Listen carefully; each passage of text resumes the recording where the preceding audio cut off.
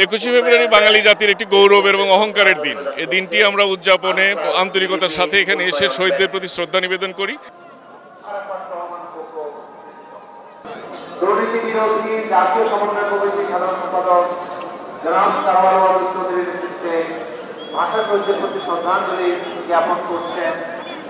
ভাষা শহীদদের প্রতি শ্রদ্ধা জানাবেন অতিরিক্ত রক্তক্ষরণজনিত রোগ হিমোফিলিয়া রোগীদের সংগঠন হিমোফিলিয়া সোসাইটি অফ বাংলাদেশের সভাপতি রাসুল আলম।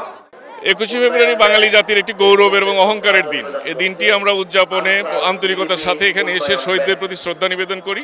একই সাথে প্রত্যাশা করি যে সুষ্ঠু বাংলার চর্চা যাতে হয়, সুষ্ঠুভাবে যেন বাংলা এবং আমরা যাতে শুদ্ধভাবে লিখতে পারি, মানুষ যে চর্চা করে সেই প্রত্যাশা রাখি পুরো জাতির কাছে। মাতৃভাষা স্বীকৃতি পাওয়ার কারণে যেটা মনে হচ্ছে দিনটা বেশ গুরুত্ব পেয়েছে।